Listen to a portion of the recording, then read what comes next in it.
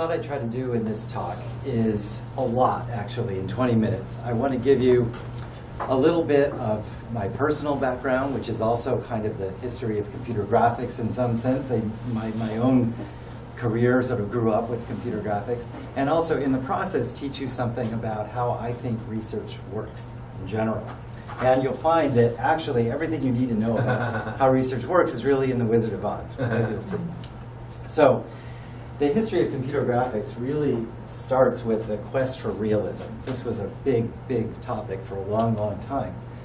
It started back in the University of Utah, where Jim Blinn and Martin Newell made a picture of Martin Newell's teapot. Actually, it was his wife's teapot. And you can see that they got nice reflections and nice curved surfaces. They also have all these jaggies. That was because they did sort of a low resolution rendering without any anti-aliasing. This is the earliest work. Here's that actual teapot, which can be found in the Computer History Museum in Mountain View today. When I came to Adobe, actually, Martin Newell was working there. It was really my pleasure to get to know him for a year until he retired. And then this is an original image. It was given to me by Turner Whitted, who made this image back in 1980. So this is the original digital image. It is a ray-traced image. And for years, people were talking about, gee, you could actually simulate all kinds of effects like shadows, and refraction, and specular reflections by simulating how rays propagate through the scene and bounce around off objects. But everyone thought that was just way too much computation. And Turner Whitted finally just said, well, I'm going to try it. And he wrote a simple program and actually produced this image, which gave rise to sort of more photorealistic effects. This is my image. This is not famous computer graphics image at all, but actually Carlo may recognize that it is on its way to being a certain kind of Klein bottle, actually. I worked with Tom Banshoff at Brown University as an undergraduate, and he was interested in visualizing mathematical surfaces. This is a Mobius band, essentially, with an S-shaped cross-section. And if you sort of grow that S-shaped cross-section all the way into a figure 8, then it becomes a certain kind of Klein bottle. Anyway, I wanted to come work at Lucasfilm, and I sent just this image along with, my little resume to the people there, Alvy Ray Smith and Ed Catmull. And they felt, actually, Alvy was interviewed the following year for Computer Graphics World. How do you get a job at Lucasfilm? And he talked about this image, just sort of said it all. It said that I knew about anti-aliasing. It said that I knew certain things, and that's all it took. So I joined this group at Lucasfilm. It was about a half a dozen people when I joined. This is about a year later after it had grown a bit. I'm the guy wearing the same shirt. Still have to wear for this talk. Soon after coming there, I worked on the Road to Point Rays, which was sort of the most complex computer graphics image done at that time. And I was the guy who put the ripples in the puddles. There was not much left to be done, but that was something still to work on. We had fractal mountains and fractal plants and all kinds of things. And then we worked on the very first animated short film done with computer graphics, The Adventures. I mean, this was the sort of first one that had really a story to it anyway. That was, John Lasseter was the story writer and artist, and Alvy Ray Smith directed it. And in order to get the sort of complexity in this, we took long walks in the woods in Marin, actually, and observed what is it going to take to make it look really realistic. And we realized it was just complexity, really. All those grasses, all those leaves. We had to be able to render millions of polygons. And actually, this took weeks and weeks to render on the biggest supercomputer that existed in the day, the Cray XMP. And actually, I should also say that there was a Mansfield Parrish exhibit in San Francisco at the time. So it wasn't meant to be entirely realistic. We wanted to get that kind of look of the sort of luminosity and so on of these paintings, too. So meanwhile, while we were doing this kind of, getting more and more complexity at Lucasfilm, people at Cornell University were looking at simulating the physics of light, and they were working on radiosity. And they actually went and did sort of scientific experiments where they would build an actual scene and then try to simulate that scene and do comparisons to see whether you could tell the difference. And I actually went after Lucasfilm and spent a year at Cornell as a visiting professor, and I worked with them on this physics, and this is like a little close-up from a paper that I published working there that just to prove that, yeah, I could do the physics and all those equations. But that brings me to the first lesson about, or the first observation about doing research, which is that, how shall I put this? I realized I could do the physics, but I didn't love doing the physics. And when I went and became a faculty member at University of Washington and started off on sort of my own research career, my own research agenda, I thought, what is it that, that's really special to me? Because I think every person should try to find that for themselves when they're off doing research. You're going to spend a lot of time on it. And you want to think about something where you've got sort of a special secret weapon, that you know better than the other people in your field. And I realized that I had done a lot of classes in art and so on. I really had I enjoyed that. I spent really a lot of my graduate career at Stanford in the printmaking studio, actually, instead of doing my computer graphics work.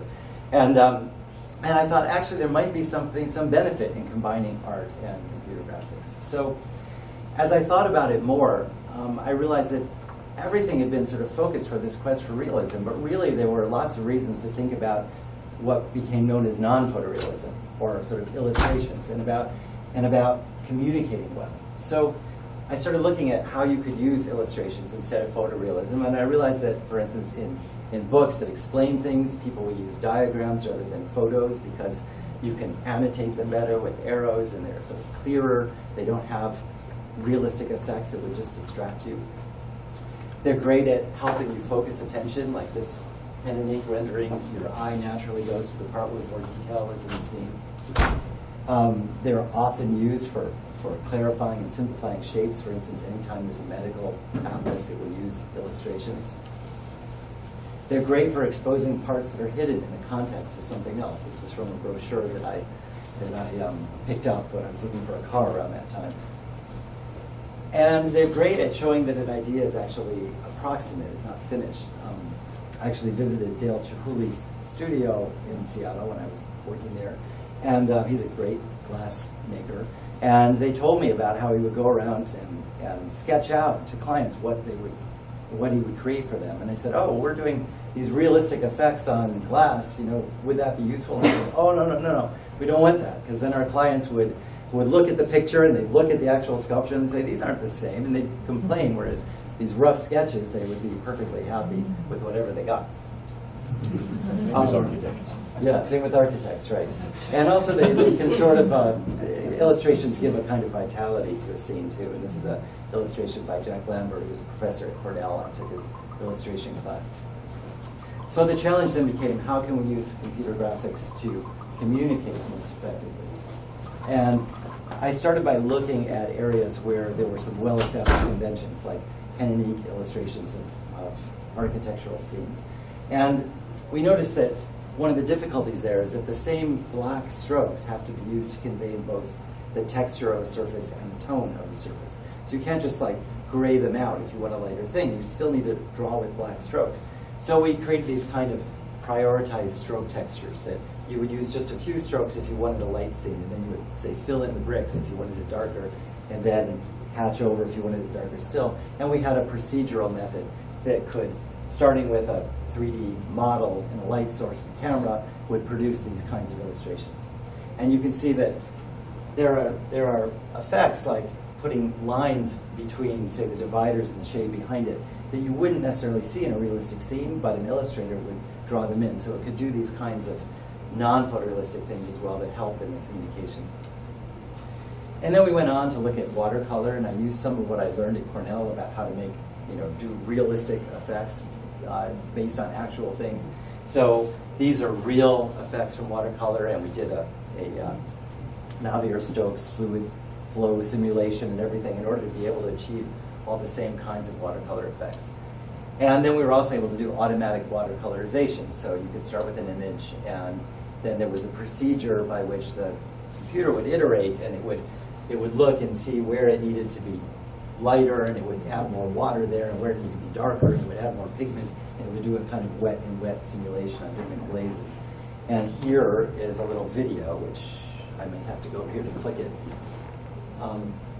which will show the progression of the computer painting that simple scene of the apple and the pear as it adds more watercolor and more water in order to try to achieve the finished look. And this is kind of a low-res video because it's from way back when. But in a second, I'll show you the higher res. There's the higher res illustration, which unfortunately with the lighting you can't see all that well either, but gives you a sense. So in a sense, what this taught me is that it's important, and this is another lesson also from the Wizard of Oz, represented by the lion, but is to have the courage to leave the mainstream, actually. It turns out that if you go and you look at what's published in any field, really, 90% are people sort of refinements that have already been made and doing sort of the last little bits and making it a little bit better. But it turns out if you go off and march in a completely different direction, it's easy to have a much bigger impact, actually, and it's a lot more fun.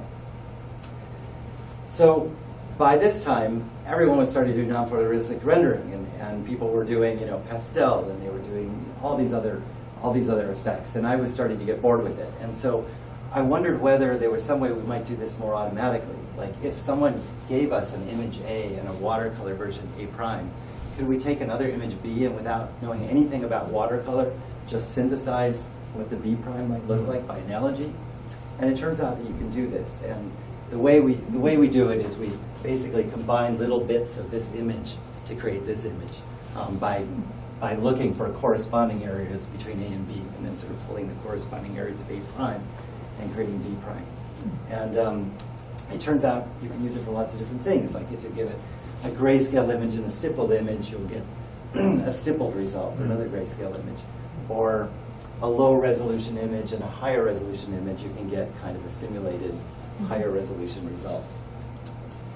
Or here's an example that someone who took our code off the web and tried it out did, which we never even thought to do, which is he worked at a flight simulator company. I think he was in Finland. And he had this topo map, and he had this satellite image. And so then he took this other topo map that he didn't have a satellite image for, and used image analogies to produce the satellite image and then put it in the flight simulator. So if anything that he had a topo map for, he could go fly over. So where am I, Piero, in my time? 7 minutes to go. Okay. So observation number 3 is to pose your research problem wisely. Students who come for their PhDs think they're coming to learn how to solve hard problems, but that's only a little part of it.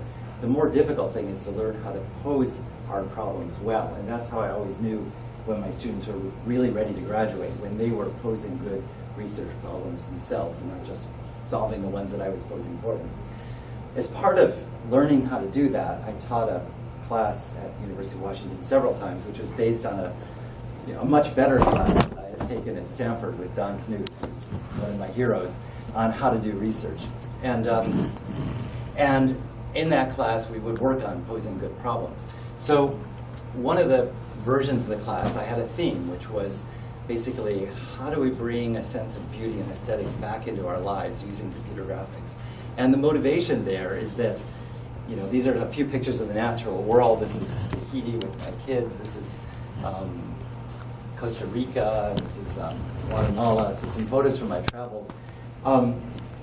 We were sort of evolved with a sense of nature, and it's really important to us as humans to have that sense of nature. There's a quote here which I won't have time to read, but basically from an anthropologist saying how important that is to us.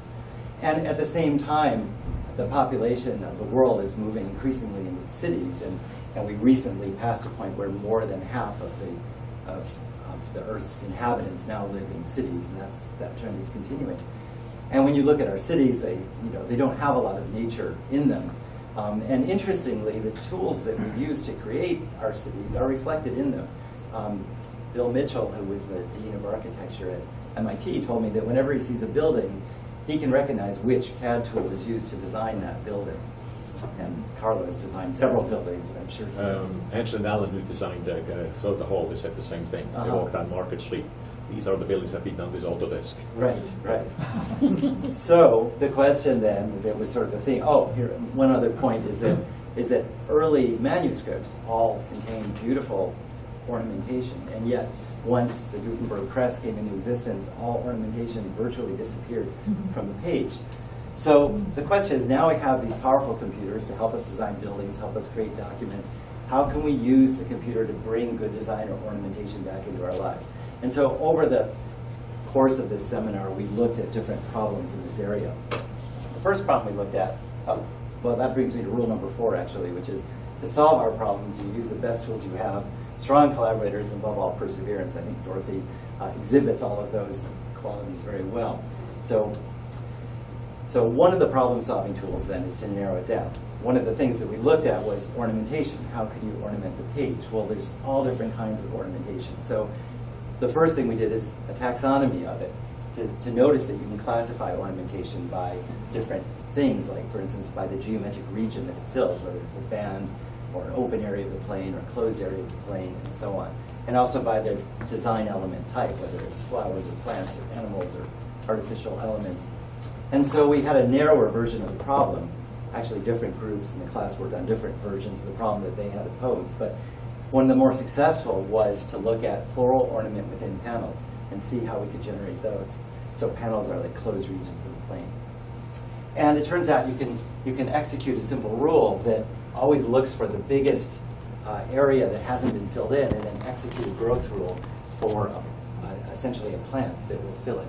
And then by writing different growth rules, you can get different kinds of floral ornament that will naturally grow into whatever region of the plane you root them in. And so here's those same ornaments, but now grown into different regions. And here's the paper that we published on this, where we put floral ornament around the border.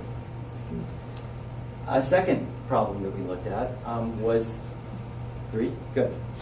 motivated by M.C. Escher. And M.C. Escher, when he was in his 20s, went and visited the Alhambra, and he noticed all the beautiful Islamic patterns, but he thought it was kind of a pity that they weren't allowed for religious reasons to use animals and humans and so on to tile the plane.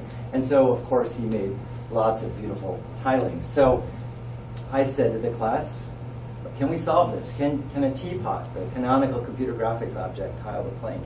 And of course, we didn't know the answer to that question, but it turns out that another problem-solving tool is to break things into subproblems. You can break this down into subproblems. One is select a good set of tilings. And it turns out that the isohedral tilings, of which there are 93 types, pretty much cover everything that Escher did.